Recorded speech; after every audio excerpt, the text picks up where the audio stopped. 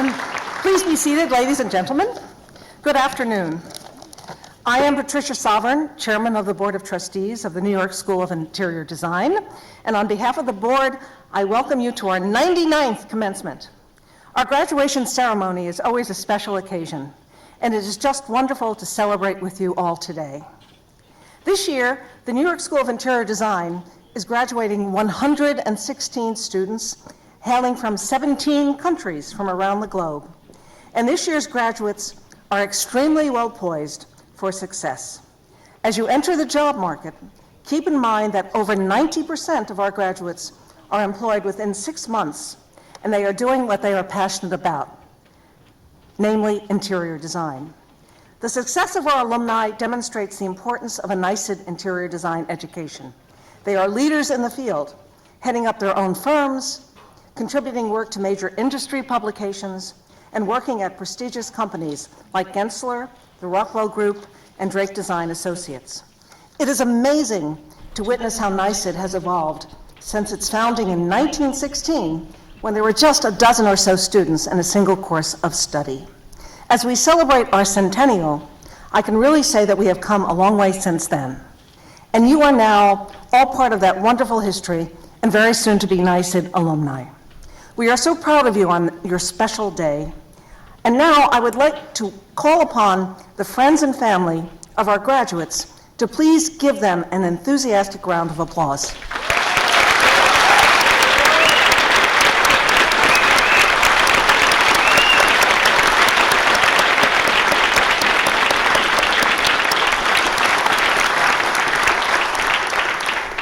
Thank you. And now I call upon our graduates to give an enthusiastic round of applause and thank you to their families, friends, and teachers.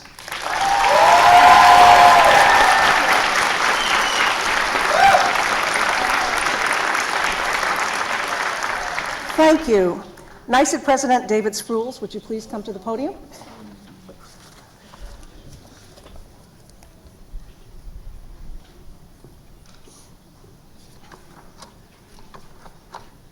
Thank you, Chairman Sovereign, for that exuberant welcome. Yes, it is truly a proud day for each of you, for your many loved ones, and for all of us at the college. I speak to you today as president of your soon-to-be alma mater. This is an especially auspicious year to be graduating from the New York School of Interior Design, for we are celebrating our 100th birthday. So that actually makes you all a little special. Back in 1916, when our founder, Cheryl Whiten, took the first steps towards defining interior design education, pioneering a discipline and filling a huge void between architecture and the people who inhabit spaces, he could not possibly have predicted all of the many directions the field would expand. As prescient and innovative as he was, he could not have known that his legacy would reach so many corners of the globe in so many different forms. How amazed and proud he would be, just as we here now, today, are amazed and awed by all of you. Not only have you lived up to the potential we saw in you from the first day when you were admitted to your programs, but you have reached and explored and succeeded in ways we could only have imagined just a few short semesters ago. A proud day indeed. So, class of 2016, welcome to the graduation day in this, our centennial year. And welcome families, friends, members of the New York School of Interior Design's Board of Trustees, distinguished guests, and esteemed faculty and staff. This year, we are delighted to be at the Skirball Center for the Performing Arts.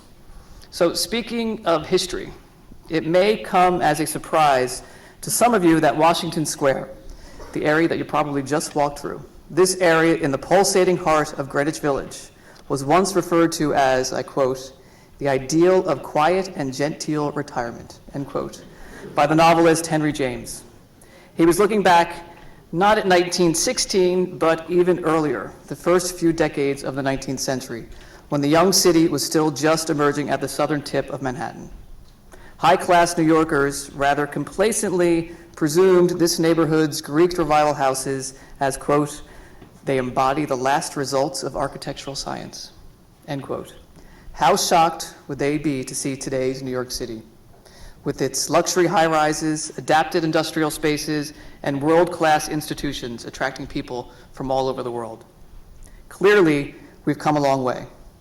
But the beauty of New York, of living here and especially studying here, is the wealth of design from all eras, the exciting layers representing the culture, the values, the aspirations of so many designers who came before you, whose enduring legacies have enriched your experience here in this great city.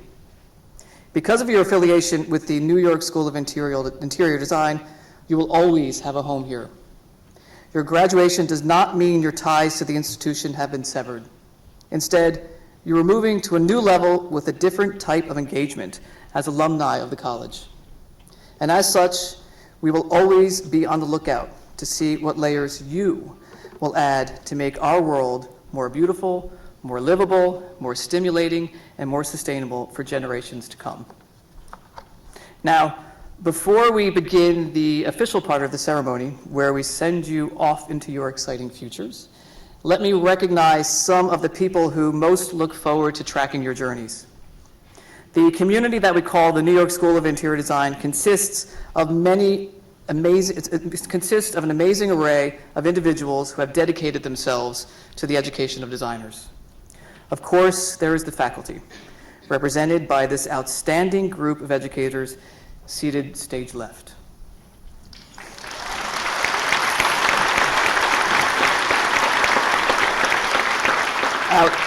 Outside the classroom, there are NYSID's gifted librarians who aid and support students' curiosity and ambition.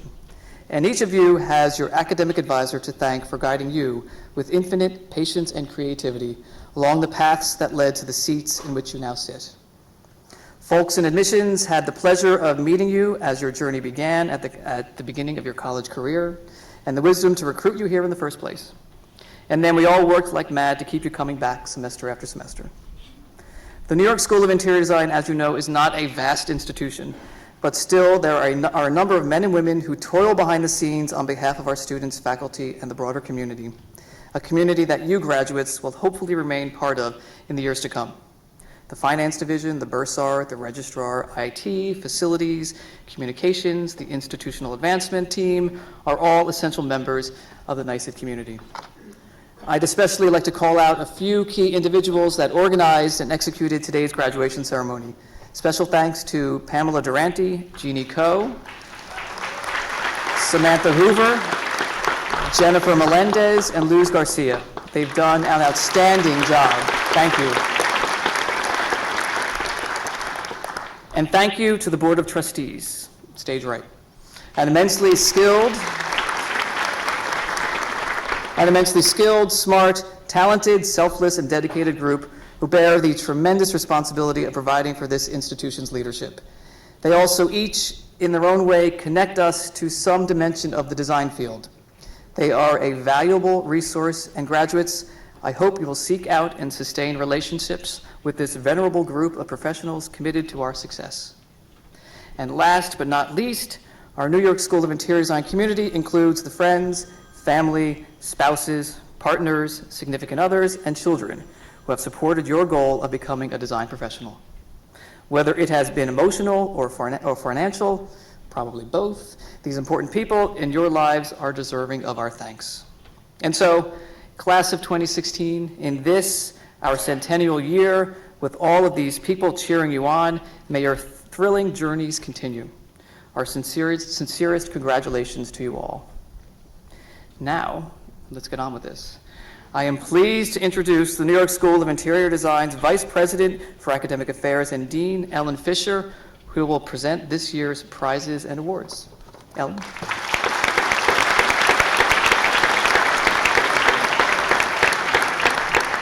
Thank you, David. Congratulations to you, the 2016 graduates of the New York School of Interior Design.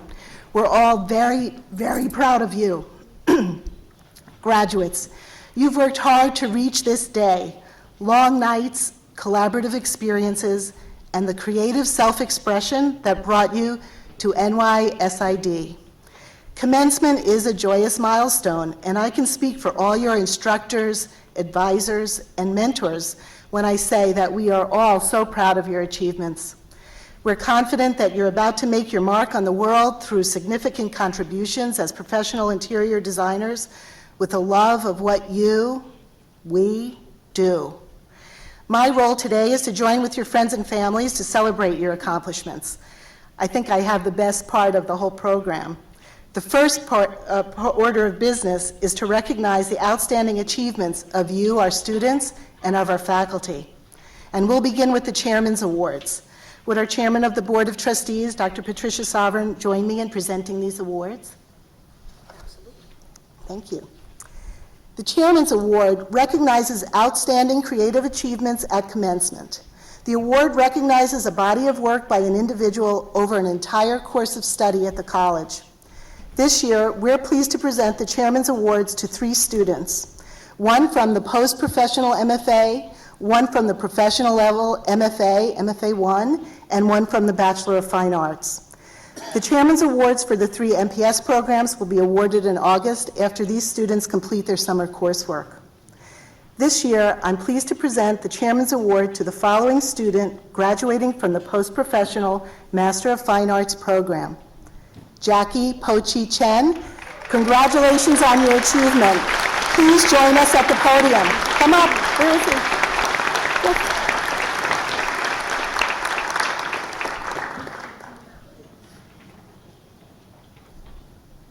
Come.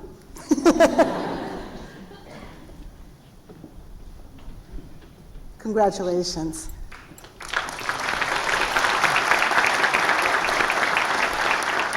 I am pleased to present the Chairman's Award to the following student graduating from the professional level Master of Fine Arts program. Yiching Liu, please join us at the podium.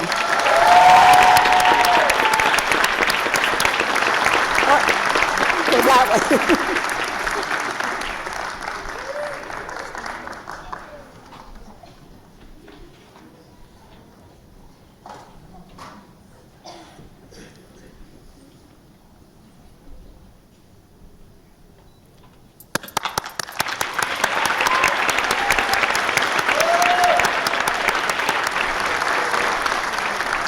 Congratulations.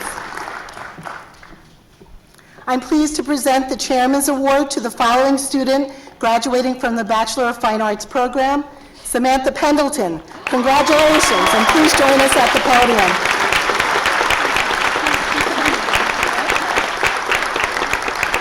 Now, while she's making her way up here, I'll tell you that one wonderful fact about Samantha, especially as we celebrate our 100th anniversary this year, is that she is indeed related to the founder of the school, Cheryl Whiten. Her great-grandfather's brother was Cheryl Whiten, making her our founder's great-grand-niece. Did I have that right? I think so. Oh, she's in the days. So, congratulations, Samantha. Congratulations, Samantha.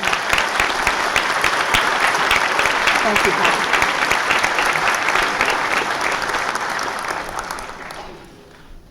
The Anna Blanc-Verna Award for Excellence in Interior Design was established to honor the memory of Anna, who was a 1989 graduate of the college and who distinguished herself as a designer of projects that were exceptionally beautiful and creative. Would Matthias Verna, Anna's son, please come to the podium?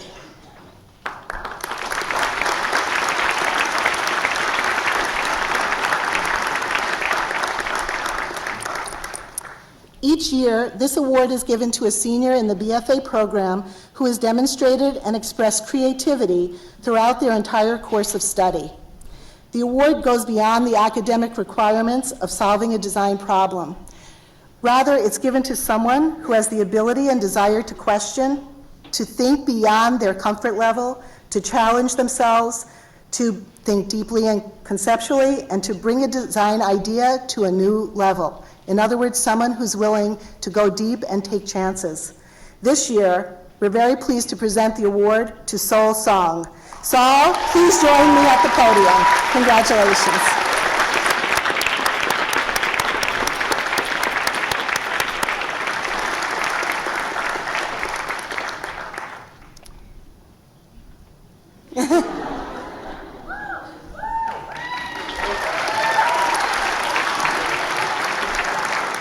Congratulations. The next award is the Nancy Short Award. This is the first time we are granting this award, which was made possible by a recent gift from William P. Short III in honor of his late wife, Nancy Jean Phillip Short. Nancy pursued her associate's degree at NYSID from 2008 to 2010. She came to the college after a 30-year career in securities law, like some people come from many different backgrounds, and then she decided to pursue a lifelong dream to become an interior designer. The Nancy Short Award recognizes those attorneys who seek new careers in interior design and successfully complete either an undergraduate or graduate program at NYSID. We're so pleased to have William Short with us today to help present the award. Bill, will you join me at the podium?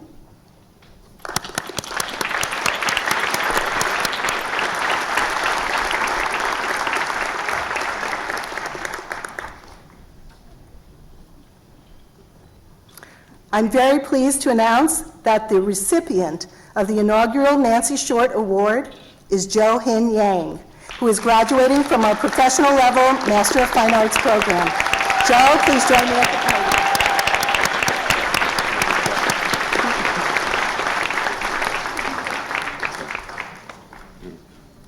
Maybe a little bit surprising.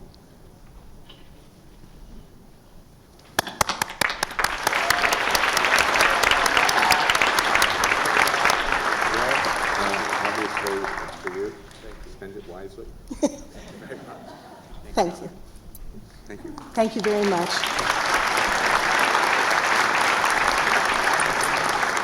Next is the Alumni Award. Would Valerie Mead, member of the Alumni Council, please join me for the presentation of this award?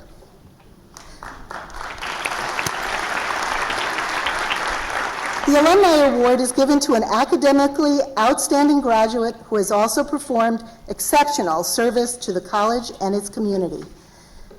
In addition to her academic excellence, which is admirable, this year's Alumni Award winner was actively involved in the student life of the college. She served as the president of the Graduate Student Association, providing strong leadership and guidance to support and grow the organization and to develop a sense of community on campus. She has participated in community service projects, represented NYSID students at industry events, and served as a mentor to the Undergraduate Student Association members. We are pleased, very pleased, to present the Alumni Award to Krista Gurovich.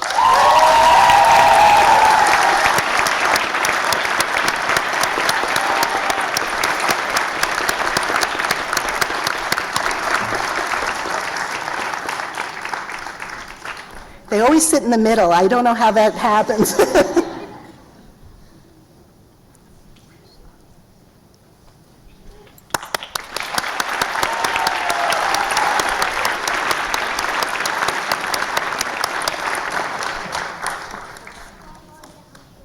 Congratulations.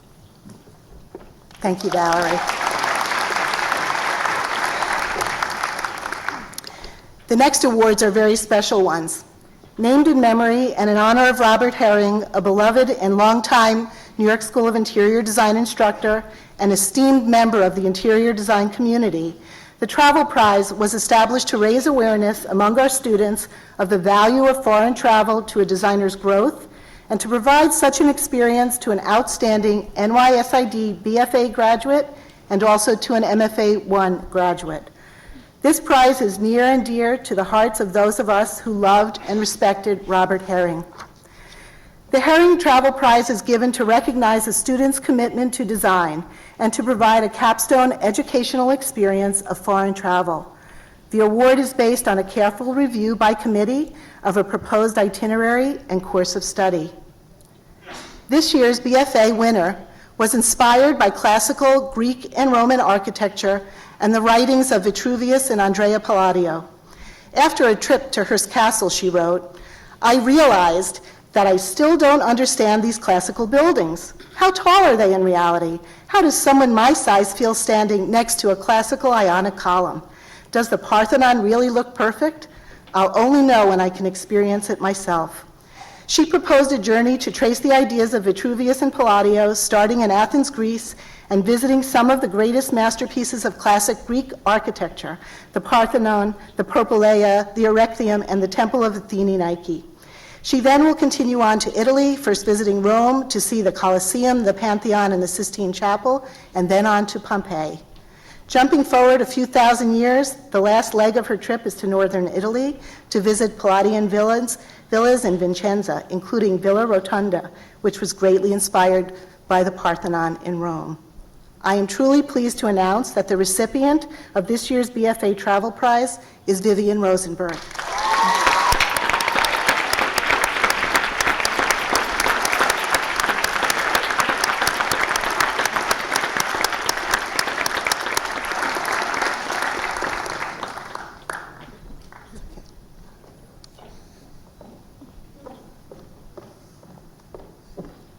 Congratulations.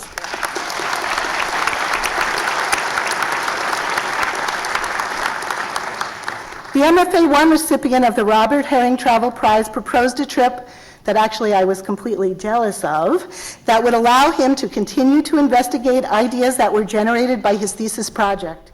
He proposes a trip to visit India and Bangladesh, to visit, analyze, and contrast 3 sites of Western architecture: Louis Khan's Assembly Building in Bangladesh, Le Corbusier's Secretariat, and Edwin Lutyens' Viceroy's Palace in India. He then wants to visit significant locations of ancient religion and Indian history in Delhi, Kolkata, and Mumbai, including the Taj Mahal and the Ajanta and Ellora cave monasteries. He writes, "All of these are united by the themes of the role of the individual in relation to institutions of power, the notions of assembly, the use of voids and solids to evoke the ineffable, and the careful application of elements of the sacred and mundane in the creation of space for particular goals." I am very pleased to announce that the recipient of this year's MFA Travel Prize is Jo-Hin Yang. Please join me at the podium.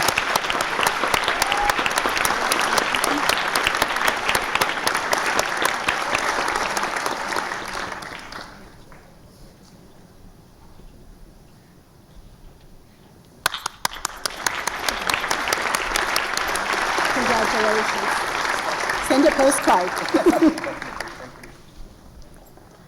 The bronze medal is awarded at commencement for graduates who have achieved a grade point average of 3.80 or higher. As the degrees are awarded, these students will be awarded notation of highest honors. Students in the Master of Professional Studies programs will complete their degrees in August, and their final GPAs will be calculated at that time. Students, please stand as I call your name. You will receive your medal with your diploma. This year's bronze medal recipients are, at the MFA2 post-professional level, Michael Bowers. Please rise.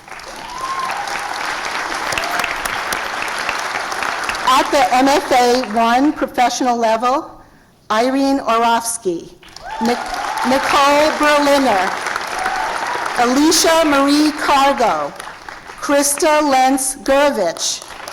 Stand. Carrie Ann Lee, Michael Noddy, and Jo-Hin Yang.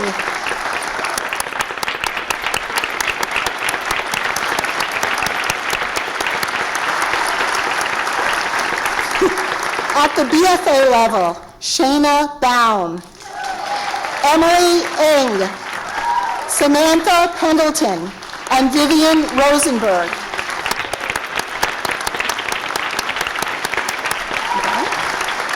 At the associate degree level, Jennifer Cowell and Carly Fox Horton. Please rise.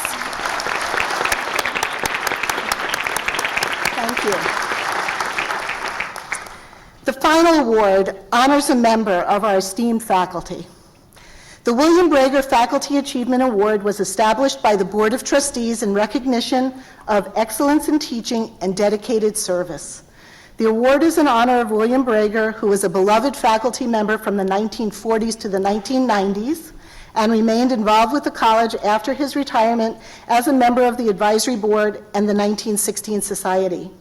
Mr. Brager passed away last year, and so today we want to take a moment to celebrate him, his career as an architect and educator, and acknowledge his dedication and generosity to the college, its teachers, and its students. The award will be presented by last year's honoree, Robert Dadris. Robert, please join me at the podium.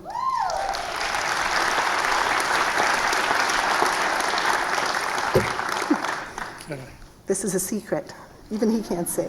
Each year, the Brager Fellows nominate and elect a member of the NYSID faculty to join their prestigious ranks.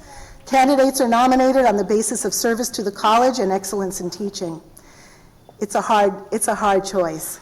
This year's winner is a woman of our time, an interior designer and architect, a scholar and writer, a filmmaker and educator. She's taught at the college since 1995 across the BFA, MFA1, and MFA2 programs, and is personally responsible for introducing a number of courses to the curriculum. Students value her patience and constructive feedback and her innovative use of film and video to inspire and inform them. This teacher is remembered and beloved for her intellect, empathy, and eloquence. This award recognizes the great respect all of us have for her contributions to the college. She's a wonderful colleague. This year's award goes to Donna Goodman. Donna, please join me at the podium.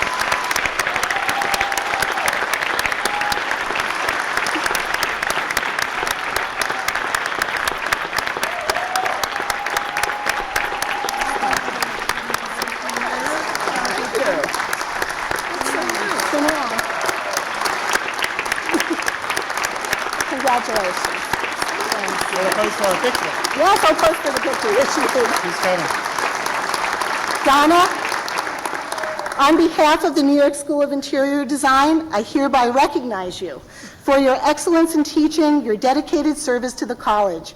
You have shared your expertise in design and education in numerous ways and at the highest level, and for this we recognize you today.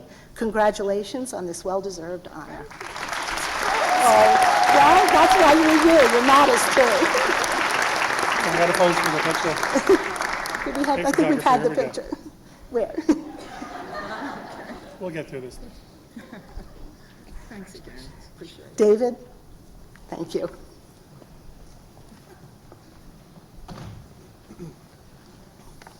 Thank you, Ellen, and congratulations to all the award winners.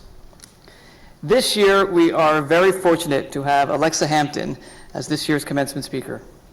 Alexa will be introduced by James P. Druckmann, President and CEO of the New York Design Center, a longtime trustee, a 2006 honorary doctorate recipient, and the recipient of the college's first ever Centennial Medal, which he is wearing today. So, Jim, would you please join me at the podium?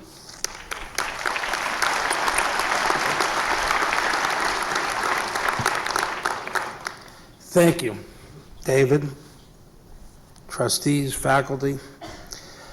I'm honored to be introducing my very good friend Alexa Hampton today. Actually, I love Alexa Hampton. This is a treat. Alexa is a tour de force in the industry. She is first and foremost an interior designer, but she is so much more. Alexa's work is regularly featured in magazines. She has won countless awards. She collaborates with top home furnishings manufacturers, and she is the author of best-selling design books. I love Alexa Hampton. She also gives back to the community in many ways, including as a trustee of the New York School of Interior Design, and she is known for her down-to-earth personality and wicked sense of humor. Since 1998, Alexa has served as the president and principal designer of Mark Hampton, Inc., the legendary interior design firm founded by her late father in the mid-1970s. He would be very proud of her. She has completed a wide range of designs for everything from apartments and large residences to private airplanes to yachts, always creating spaces that are classic yet eclectic. She is the author of The Language of Interior Design and Decorating in Detail and is a contributing columnist for the Wall Street Journal's Saturday Off-Duty section. I love Alexa Hampton.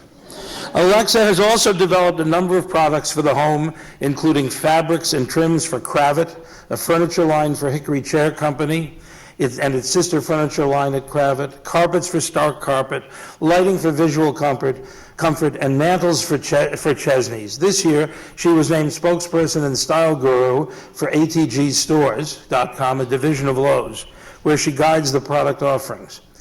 In addition to serving on the board of NYSID, she is on the board of trustees at the New York Landmarks Conservancy, the Institute of Classical Architecture and Art, and mydeco.com. She was also the only ever female cast member of This Old House. I love Alexa Hampton. Her impeccable taste and skills as a designer have been well noted by the industry. She is a perennial member of Architectural Digest's AD 100, House Beautiful's Top Designer list, and a member of Elle Decor's A-list.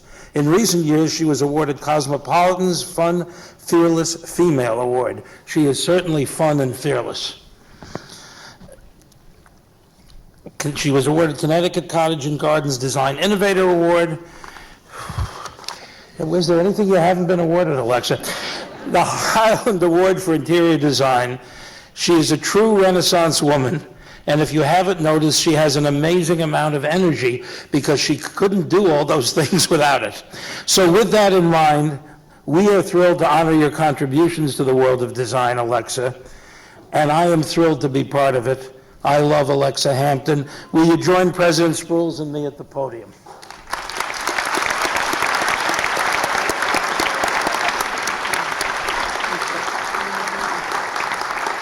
Alexa Hampton, it is my pleasure to confer upon you the New York School of Interior Design's highest honor, the Honorary Doctorate of Fine Arts, with all the rights, privileges, and immunities appertaining thereto.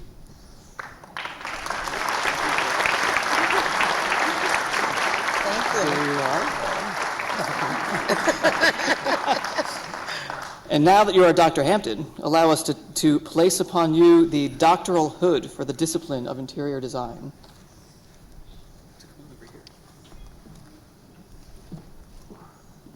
I've waited years to do this.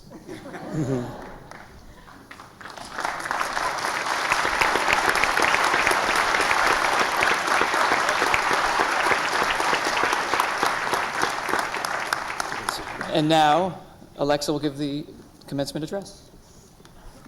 Thank you, President Spruill and Jim Druckman. I love Jim Druckman. And I love President Spruill. All right. Thank you, Jim. Thank you, David. And thank you to you all, educators and board members and students alike, for allowing me to participate in this celebration of the 2016 graduating class, the 99th, to be graduated. Thank you also for giving me this degree without requiring that I do any actual study. Twice the degree for half the education is an equation I can really get behind. So thank you for that.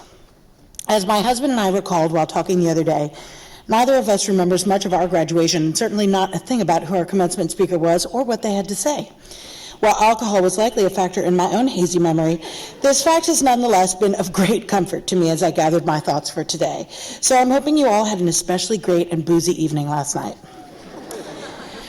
What I should really do is simply celebrate all of you students. Not only have you completed a huge achievement at the definitive School of Design, but also by achieving a distinguished, proper degree in this field, you are changing and elevating that field, she said, eating her hair. Once upon a time, a design education was not a requirement to be a designer, and designers suffered from the amorphousness of our qualifications. Now, good luck getting hired, much less running a firm without a serious academic design foundation. I suppose I will like it all less when my clients throw me over for the younger, smarter models that you all are. But for now, I'm proud to have such colleagues as you entering the ranks of the profession I hold so dear. So as I say, I should simply stand here and tell you all how great you are and how smart you are to have chosen the New York School of Interior Design, all of which is true. But I think that would be an obvious dereliction of duty, and I'd probably get in trouble with the brass, and that's never fun. So, rather, I'd like to share a few seminal moments from my career that actually taught me something worth sharing. And while I should mention that I love talking, and I really love talking when there's a captive audience, I'm afraid this outfit does me no favors, and our collective hat heads are going to be aggressive. So I'm going to stay within the stated guidelines just this once. So here goes. When I first took over my amazing father's firm, I felt seriously not up to the task. I was already a decorator, for sure, but the whole situation I found myself in was so crazy, I was just overwhelmed. It was February when my father was diagnosed with stage 4 cancer, and by the end of July, he was dead at 58. We never spoke a word about what we would do with the company while he was dying because he was already so unwell and stressed out and busy with aggressive chemotherapy treatments that it seemed cruel to make him think about what could only be an added source of sadness and anxiety.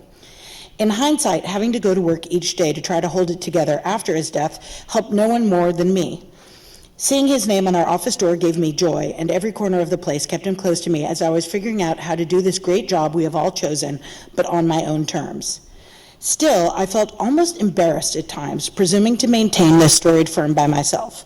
I had a hard time owning my secret ambitions, as though somehow it was unseemly for me to have them. This is especially hilarious, as I have historically had a filthy mouth and an almost Tourette's-like impulse to shock people. But here I was, mortified by the idea that I might get caught wanting to be successful. Really, I'm a nut. Anyway, one day I was sitting on a friend's porch talking to her college-aged brother. He had seen that I had come up with an Alexa Hampton candle, something that I did on a lark because a friend had approached me to do it.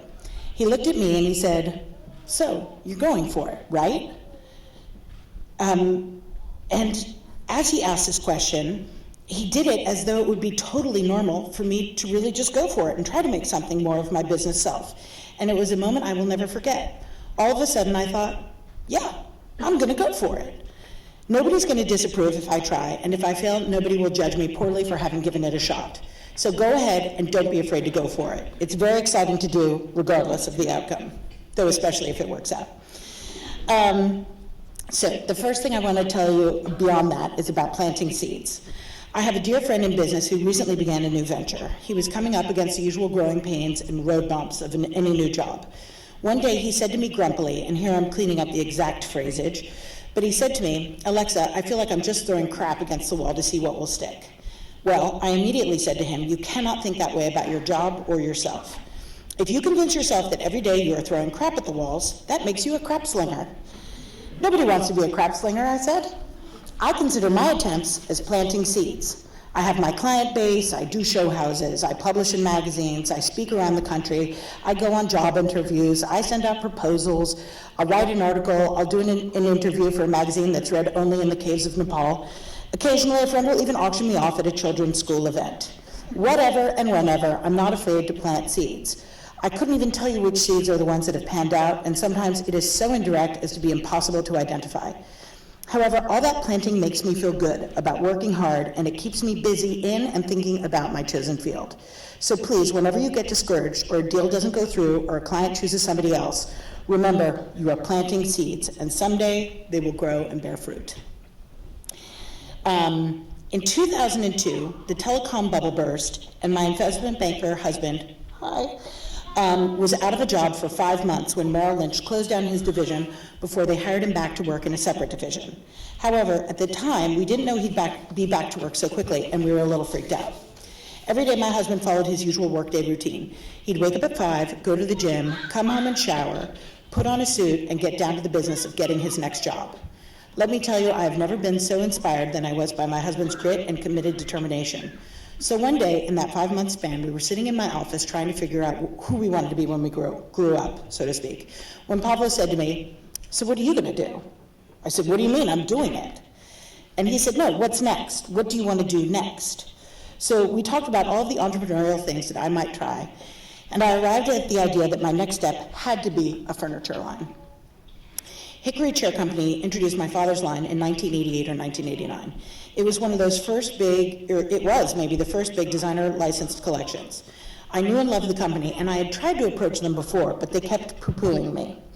I'm sure at 32 they thought I was too young. So I decided I needed to figure out, by the way, clearly this is in the past. Like that 32, it's like, wait, this is a long story, long ago, long ago. So anyway, my husband and I decided we needed to figure out who else to approach. We booked flights to High Point, North Carolina, and went about doing our due diligence on the other big companies out there. At the end of the day, we stopped by Hickory Chair. Somehow, they had heard we were there and sat us down in a conference room to talk. They asked us what was going on, and I said, I wanted a furniture line. Then the president of the company asked me why I should have a line, and I said, out of the blue, and without having planned it, I have 7 reasons why I'm the perfect partner for you. It kind of sounded like a car salesman. It was a little embarrassing. Not my best moment. 1, I'm talented and I run a famous design firm. 2, I'm articulate, which has led to magazines calling me directly for quotes. I can speak to who your company is and what it's doing and get the word out. 3, my name looks great in writing. Admittedly, this was not my strongest point. 4, I have a catalog of designs that I'm ready to show you. I am ready to roll. 5, I can draw, and because I can really draw, I can help speed the product development process. 6, my last name is Hampton. You carry a furniture line by Mark Hampton. My line will confuse the consumer, and I will cannibalize your sales as a consequence. They were like, what? And I was like, you heard me. And then 7, your company has a diverse design portfolio. You have the Mark Hampton collection. He's a legend, but he's also deceased. You have the Merritt Hines Gomez collection, a legend and a NYSID grad, speaking to an older generation. You have the Thomas O'Brien collection, an extremely talented man in his mid-40s. But because of the horrible coincidence of my father's early death, I am the only woman my age working today who's on the Architectural Digest 100 designer list, who's helming a firm of the caliber that mine is, but who is also, more importantly, a normal 32-year-old. I mean, you know, kinda. I love design, I'm newly married, I want to have a family and nice things, but I can't afford everything I want. In other words, I'm your customer, and I can give you insight into what she needs. You currently have no one who speaks directly to your customer. At this point, my husband looked over at me and gave me a look like, damn woman, where did that come from? And to this day, I don't really know how it all started out. But I will tell you this, I really believed what I was saying and it came across. The team at Hickory Chair made a date for me to fly back and show them my designs, and finally, they scheduled a final round meeting with me in New York. The president of the firm walked into my office on a Tuesday morning at 11 o'clock, and as I stood up to meet him, he said he had an admission to make, and he looked really sad while he said it. He told me he had just come from a meeting with X, a designer who was a household name at the time, or who still is, who he was also considering. I was flustered and my heart plummeted. I said, well, I certainly can understand why. I'm a big fan of theirs. I then asked if X was as impressive in person as I'd always read. He said he didn't know as X was out of town, but he had had an extensive meeting with X's executive team. I responded, and I swear it was innocent, X didn't meet with you? Is that any way to treat the president of Hickory Chair?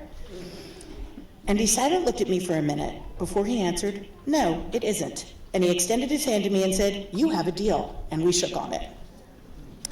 The whole course of events was so bizarre and serendipitous and lucky, but the entire series of exchanges was authentic, and I think that ultimately that is what won the day.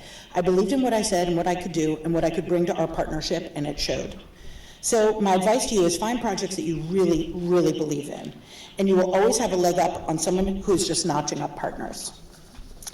On a related note is the story of how I secured my lighting collection. I was 35, and I was pregnant for the first time with my twin sons, who are in the audience today. Hi.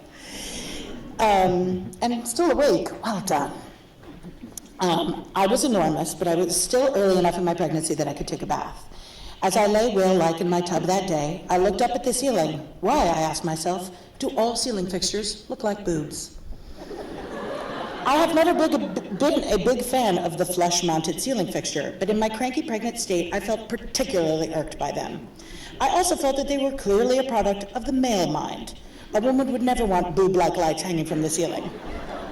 I lumbered out of my bathtub and got a sketch pad and designed a series of really good flush-mounted lights that didn't exist anywhere. It then got me to drop other fixtures, from sconces to chandeliers to floor lamps. I picked up the phone the next day and called Visual Comfort & Company, a firm that I thought was doing a great job with lighting for the mass market. I introduced myself to the owner and CEO, same person, and asked if I could send him my binder of designs. He said, why don't you fly to Texas and we can look through your drawings together? And I said, I'm sorry, sir, but I'm knocked up with twins and I can't fly. But I feel pretty confident that you'll like the designs without my giving you their formal presentation. So I FedExed him the binder of 50 drawings. The next day, he FedExed me a contract. Now, I've had many other ventures that I attempted that did not work out so effortlessly, but the reason this one worked out so well, I attribute to 2 factors. One, I called up the CEO myself, and I've got to believe that being approached by me, the principal, as opposed to a representative or a member of an entourage, always rings more true to the people that one approaches. Second, I had a real idea. I wasn't simply ticking off boxes to have partnerships across all boards, though I would like to. I had a real idea, and I did the work before getting signed. I did that because I was not going to take no for an answer. If Visual Comfort had rejected me, I was going to find someone else to make my lights, again, because I believed in them. So trust yourself to know when you are onto something, and even though you might find instant success some of the time, don't be discouraged if you don't. If your idea is good enough, keep at it. Okay. In 2008, in the 8th month of my pregnancy with my daughter, who is also here, I got a contract to write my first book for Clarkson Potter. And now I have nothing written here, so I'm just going to look out in the audience and tell you this part of the story. So, in that book, I had photographs of vignettes that I did for each project. So if I was showing a room that I had designed, it would show every fabric that was in the room, maybe the carpet, a finished detail, and it was all in a pretty vignette. For one of the projects, it was a dining room, and all we really had in the room was a wall upholstery fabric, a sheer, and the chair fabric. And because I couldn't put a dining table on the page to photograph as a vignette, I was kind of down on materials. So my office mates and I were rustling through all of the office looking for beautiful blue and white things to express what was in that room. When a colleague of mine came over to me with an adorable napkin, and she said, "Look what I found, it is so perfect. This blue and white paper napkin, it's like it was made for that vignette." And I looked at it and I said, "It's amazing, but if I'm only going to write one book in my entire life, is a paper napkin good enough?" And I came to the conclusion that no, it was not. And I think when I'm working on projects, then, now, in the future, I always try to think, if Vesuvius were to blow and this project were unearthed later, taken, lava removed, would what I did be good enough? Or is it a paper napkin? So don't ever phone it in. That's my advice on that score. So then lastly, there's a little story I like to tell about my husband. There's several stories I like to tell my husband. He is also here, so buckle up, baby. Early on in our marriage, we had growing pains, most of which were related to decorating. First, actually, it wasn't even our marriage. We were just living together in sin. At first, he would come home, and he would seem discouraged. And I would say, "Honey, why are you discouraged?" And he said, "Because the furniture is nowhere where it was when I left this morning. And I'm confused because it's dark and I just hurt myself." And I said, "Well, I understand. I'm just, this is what I do for a living. I'm trying to figure it out." And he said, "I understand that you're trying to figure it out, but could you not stop halfway through and then go watch TV?" So, okay, so that was one thing. Then next, we went through a moment in time when we got married. We had a big wedding. It was right near Christmas. So for Christmas, we said, let's be good people. Let's not get each other presents. Which, of course, as you all can imagine, meant I was going to get him something as a surprise, and he was going to get me something as a surprise. So I got him a flat screen TV, had it put into the bookcase of our house. And when we came home from vacation, he said, "Oh my God, you've got a TV." I was like, "Yeah, what'd you get me?" And he was like, "What do you mean? We said we weren't getting presents." And I said, "Don't you talk woman? Like, that's not what that meant at all. You were supposed to get me something as a surprise." So there's that. And then there was the time I sold my Volkswagen Jetta to have a club chair made, which he found really weird. But I was like, "Dude, you've got to know about this now because it is just going to get worse." Finally, he is such a generous person. He tries to express interest in my career, as I'm sure is the case with you all, with your loved ones. And he would say things like, "Oh, yes, honey, oh, that's really interesting. You know what, I think I hate white woodwork." And I was like, what are you talking about? You don't even know what you're talking about. You're insane. And then he would say things like, "Oh, I think we should put a chest of drawers over here." And I would cover his eye. Or no, once I said to him, "I'm sorry, where have I seen your work?" "Oh, yes, that's my work I've seen." And I was like, you don't get to be part of this conversation at all. And then at another time he tried to express an opinion, and I covered his eyes and I said, "You are not allowed to talk to me about decorating unless you can tell me and describe the painting hanging over our bed." To which he responded, "There's a painting hanging over our bed?" So all of this is something that I would like to talk to you about because, there was also that time he said, "You can do anything you want, but I don't want a canopy bed," right before I installed a canopy bed. So the reason I'm telling you this story is twofold. First, my husband is the coolest person alive, and I want to publicly acknowledge it. Thank you, Pavlos. You're not a designer, but you're a mensch and a darling, and I'm glad we're sharing this day together. But second, with the exception of one's partner or spouse, never talk to a client like that. Never be so supercilious. Being a designer is fun and a privilege, and our clients are excited to be a part of such a fun enterprise that will undoubtedly make their lives better. But it's expensive. It takes a long time. It is disruptive, and it is intrusive. Don't think poorly of your clients, and never disparage them to yourself or other people. Just your husband. Disparage your husband. Don't ever disparage your clients. If you do, you belittle the business. Instead, I think, how do I want to spend my days? And I'm guessing the answer will be for you as well, being happy and fulfilled. So the best way to be happy and fulfilled is to be kind and hardworking and empathetic to those around you. Have a happy workplace, love your colleagues, be the employer who exhorts everyone to take a long honeymoon, pay for maternity leave, have a proper health plan, treat your vendors with humor and gratitude, and respect the hell out of your clients, and then you will quickly discover that you are already a success because living and working is a joy. So that is that. Thank you very much. I congratulate you so much on what you have achieved today. It is amazing. I am so impressed, and this really is the best school.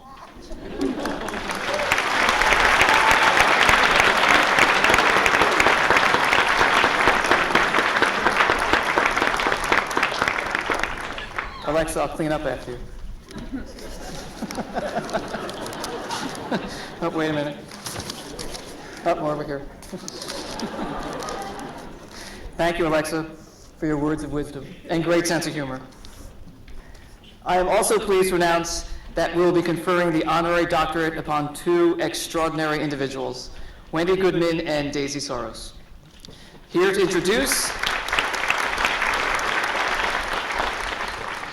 introduce Wendy Goodman is Newell Turner, a trustee and editorial director of the Hearst Design Group, which includes House Beautiful, Elle Decor, Veranda, Metropolitan Home. Newell, podium is yours. Thank you, David. It is really with great pleasure to be introducing Wendy Goodman today. Wendy is one of the most influential voices in the design community, uncovering and promoting new talent throughout her insightful commentary, while always bringing a fresh perspective to every aspect of the rich and wide-ranging decorative world that we all love. Wendy has been a fixture at New York Magazine since the 80s, serving as the design editor since 2007. Earlier, she was interior design editor for 10 years at the magazine and also served as the fashion editor under the legendary editor-in-chief Ed Cosner in the mid-80s. So it's safe to say that Wendy has really left her mark on New York Magazine, and the magazine would not be the same without her. As a design editor, Wendy is responsible for New York's twice-annual design issues and regular Great Room features in the magazine. She also oversees the standalone home design magazine called New York Design Hunting, and produces a weekly online feature also called Design Hunting. Before her time at New York Magazine, Wendy was the style director at Harper's Bazaar. She covered the world of style and fashion for House & Garden, and reported on fashion for the New York Times Magazine. Wendy is the co-author with the wonderful, amazing designer Hutton Wilkinson of the book Tony Duquette, published in 2007 by Abrams. And her second book for Abrams, The World of Gloria Vanderbilt, was published in 2010. Over the course of her career, and a career that I like to believe is in full flight and a long time to go, Wendy has defined too many trends to count. She has snagged the first stories on countless hot new talents in the industry, and worked with the very best interior designers, architects, and photographers of our time. She regularly hosts talks on design at venues ranging from the 92nd Street Y to the Museum of the City of New York, and has appeared on NBC's Open House, Good Morning America, The Insider, New York One, and WNYC. Wendy, the New York School of Interior Design is pleased to honor your contribution to the world of design. Would you please join President Spruill and me here at the podium?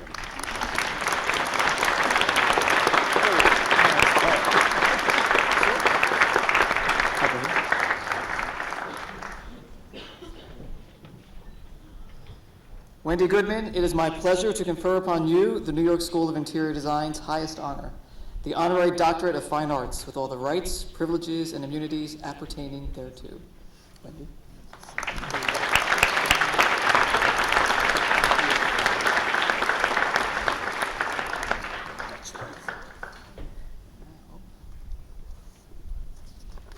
And now that you are Dr. Goodman, allow us to place upon you the doctoral hood for the discipline of interior design.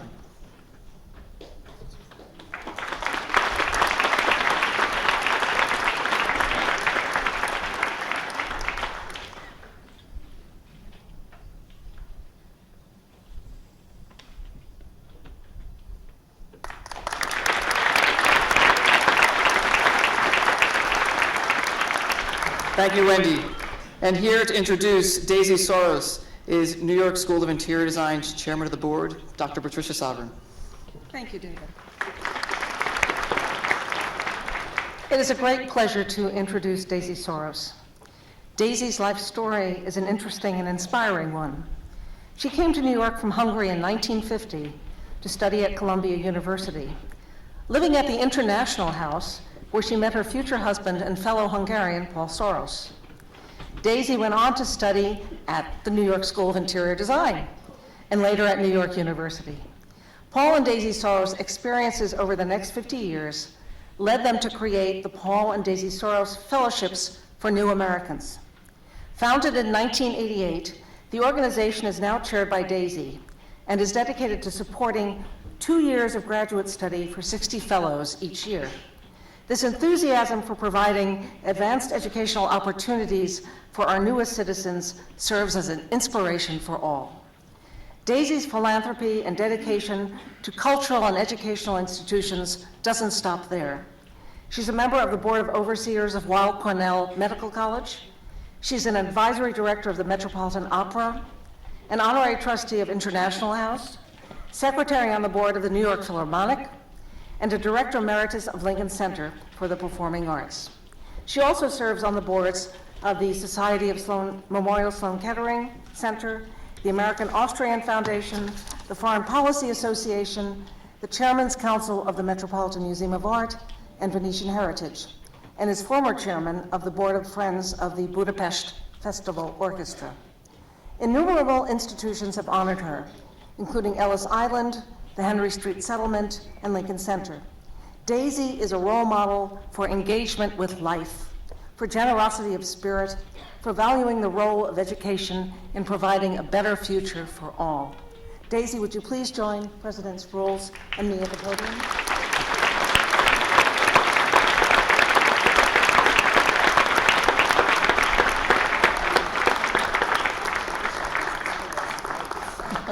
Daisy Soros, it is my pleasure to confer upon you the New York School of Interior Design's highest honor, the Honorary Doctorate of Fine Arts, with all the rights, privileges, and immunities appertaining thereto.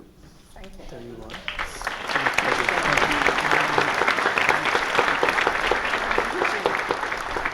And now that you are Dr. Soros, allow us to place upon you the doctoral hood for the discipline of interior design.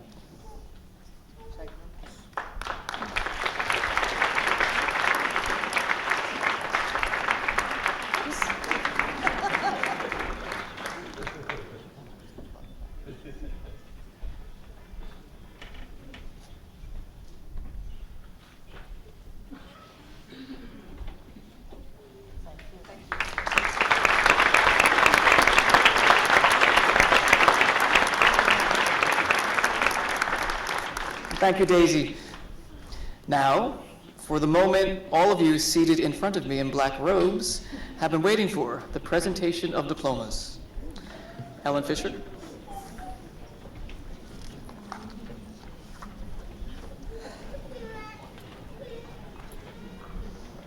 Will the candidates for the post-professional MFA in interior design, or the MFA2, as we call it here, please rise and come forward when your name is called.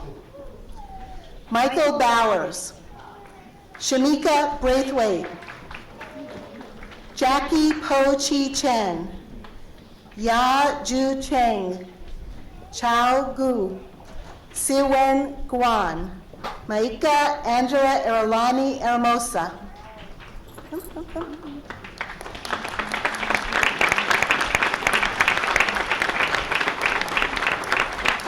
Ching,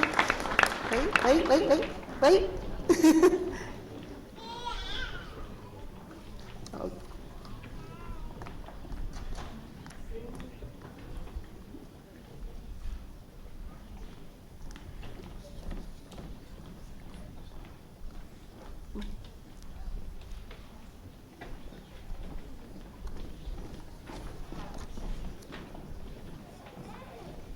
Ching Chu Sao. Maria Fernanda Ordonez Morla.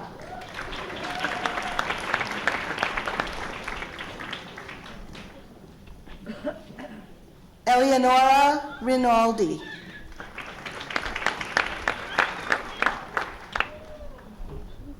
Taryn Alexandra Vyacheslavivna. Jingyi Wang.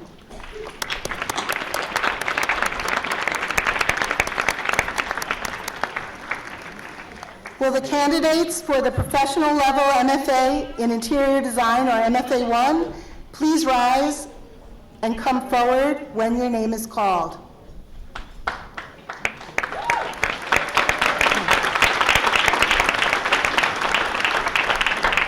Irene Orlovsky.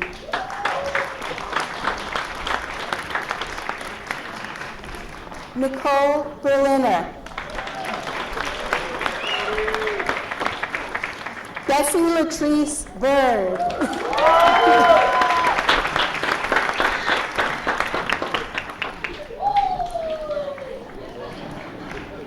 Michael Anthony Capuano.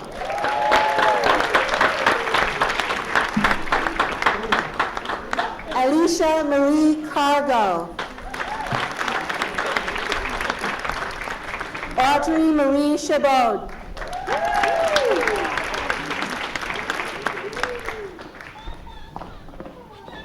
Peng Sang Sophia Chen.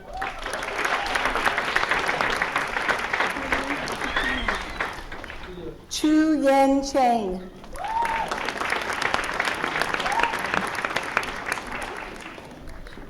Anna Enya Zubey.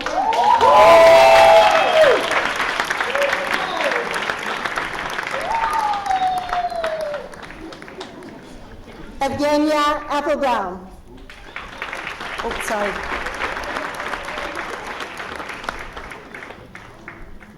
Brianna Yasmin Earl.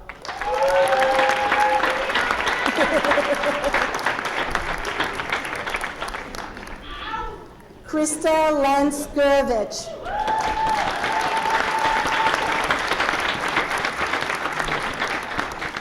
Carrie Ann Lee.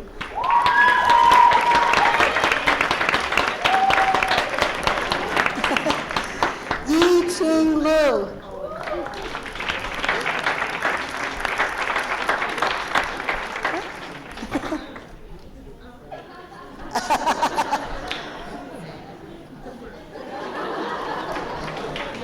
Yi Ching Lu. Michael Matty.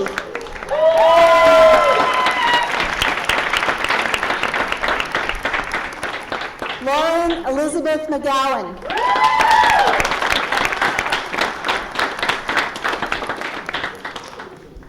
Shandes Nakalert Kavi.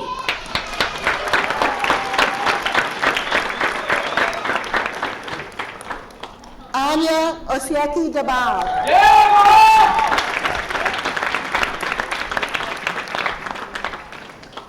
Camila Margarita Sanz de la Peña.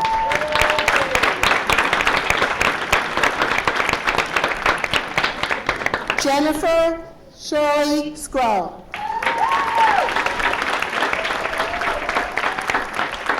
Carly Lynn Silver.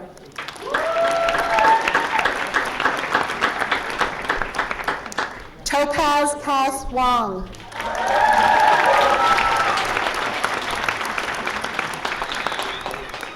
Chien Wei Wu.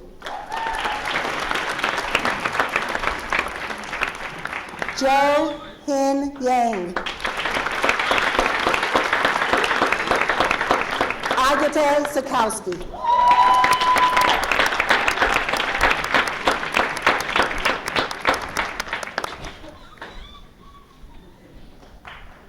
David.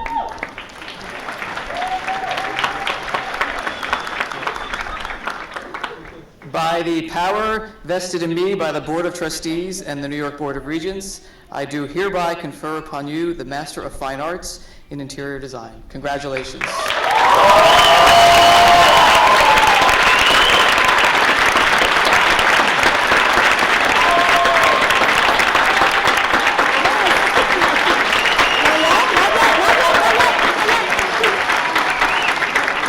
Okay, will the candidates for the Master of Professional Studies in Sustainable Interior Environments please rise and come forward when your name is called?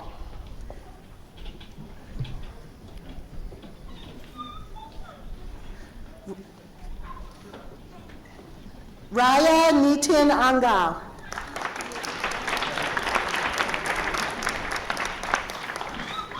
Yi Jin Feng. Akanksha Gaur. Sai Srujan Gutlapalli.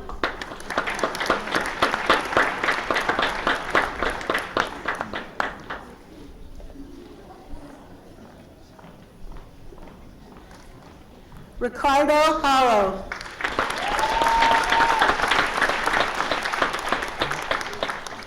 Un Song Kim. Yeah, Un Song Kim. Evelyn Andrea Romero Ponton.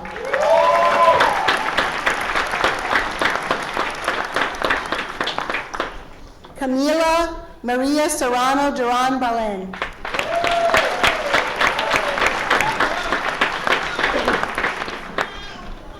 Johnny Yao.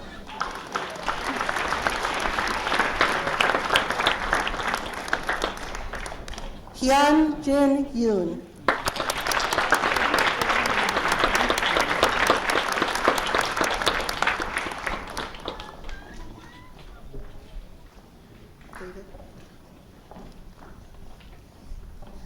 By the power vested in me by the Board of Trustees and the Board of Regents, I do hereby confer upon you the Master of Professional Studies in Sustainable Interior Environments. Congratulations.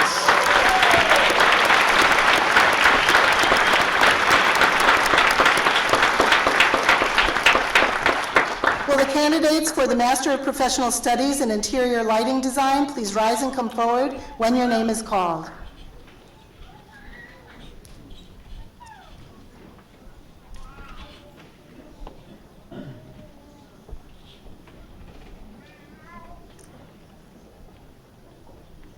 Amrapali Ashok Kumar.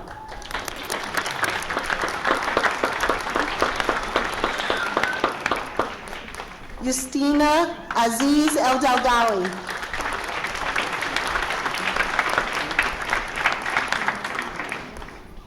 Krista Faye B. Castro.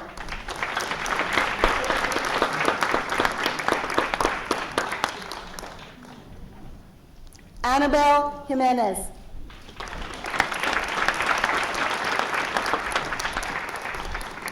Sahil Lotia.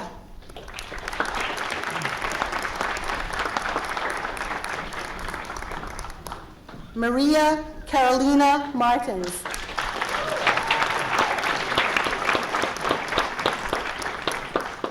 Amy Lynn Nelson.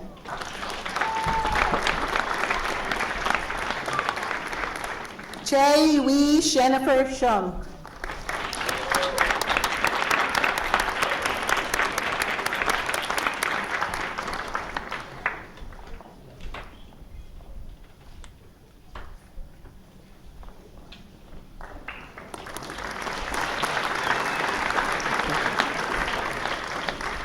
By the power vested in me by the Board of Trustees and the New York Board of Regents, I hereby confer upon you the Master of Professional Studies in Interior Lighting Design.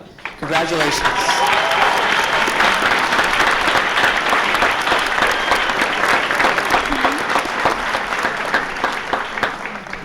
Will the candidates for the Bachelor of Fine Arts in Interior Design please rise and come forward when your name is called?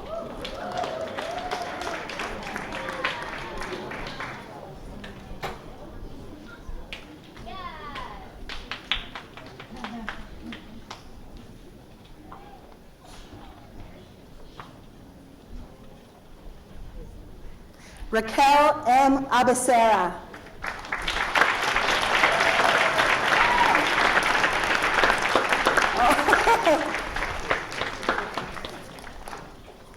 We've all known each other actually for many years, and I think I can speak for all the faculty that this is a meaningful day for us as well. Shayna Baum.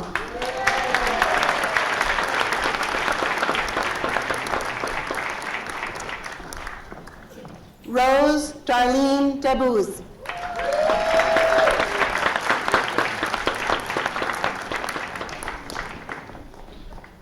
Brianna May Deegan.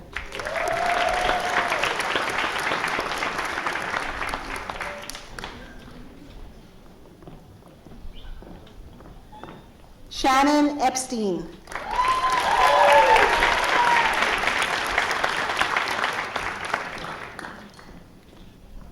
Danielle Marie Gallardo.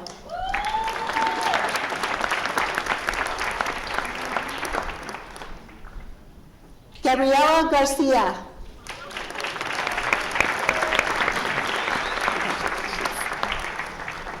Valerie Ann Genovese.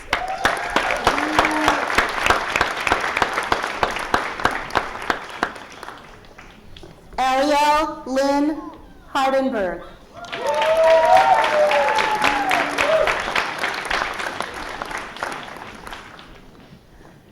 Diana J. Holmes.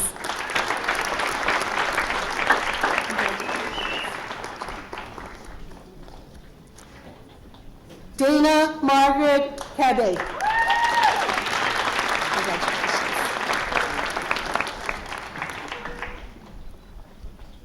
Jin Yi Lee.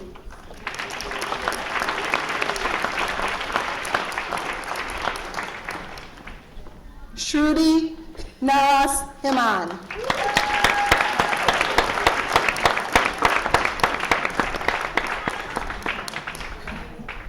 Emily Ng.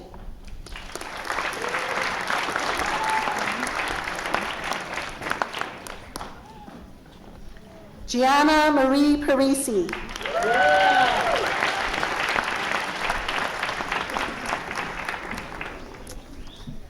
Samantha Pendleton.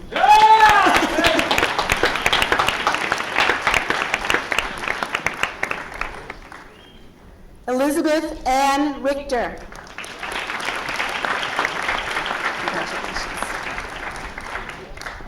Vivian Rosenberg.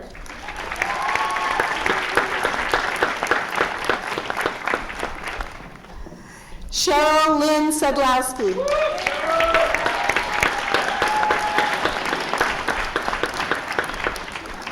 Brianna Christine Scheid.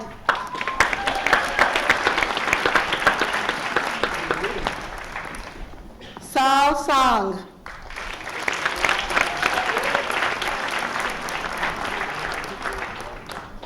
Jamina E. Silent Rauschman.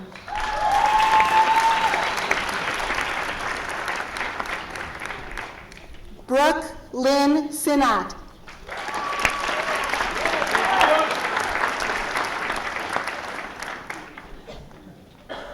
Michael F. Taylor.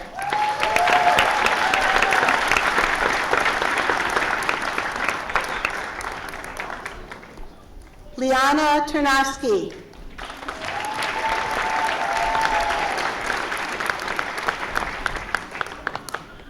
Elisa Vincenti.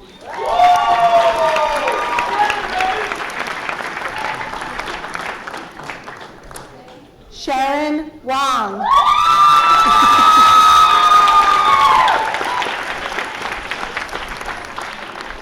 Z. Ye.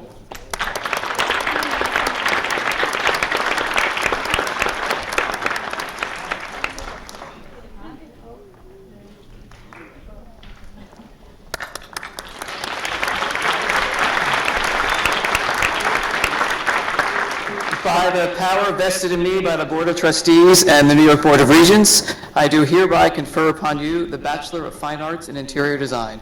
Congratulations.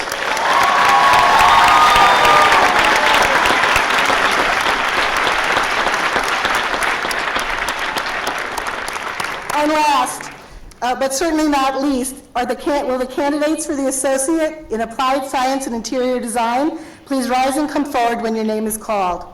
You know, around here, the Associates is like a gateway drug to all these other degrees, so we are certainly not the least.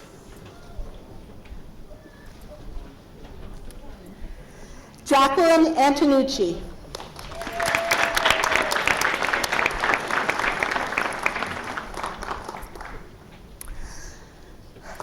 Elena Bukowski.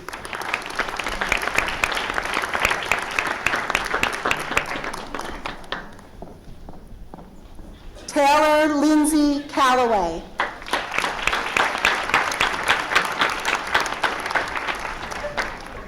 Caitlin June Chandler.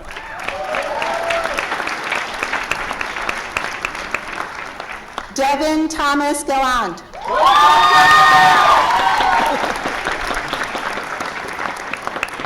Elizabeth Harris.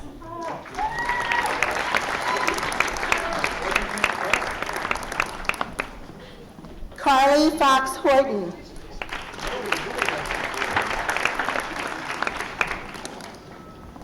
Jennifer Cowell.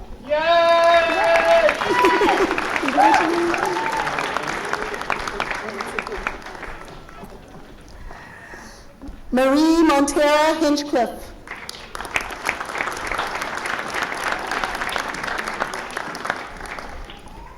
Ann Mistak.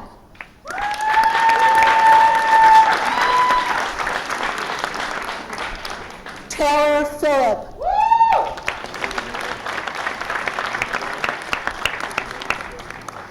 Min Min Ruan. Nicole M. Sikoyak.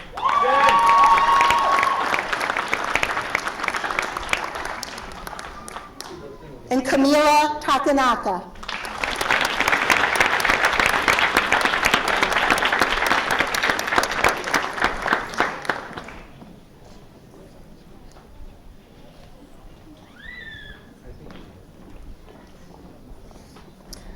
By the power vested in me by the Board of Trustees and the New York Board of Regents, I do hereby confer upon you the Associate in Applied Science in Interior Design.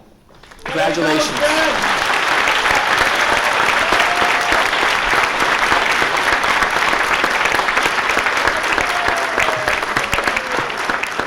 And now, to make it official, you may move your tassels from right to left. There you go.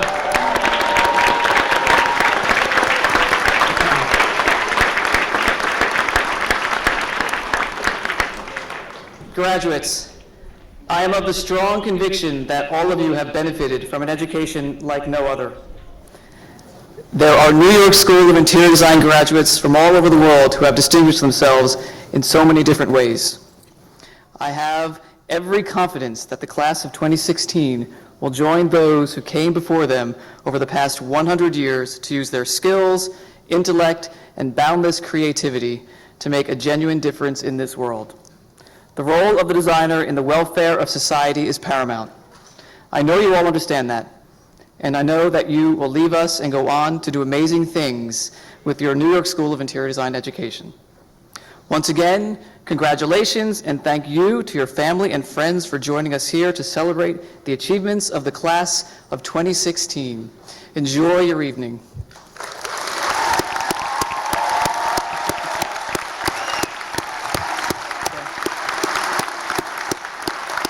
Shall we?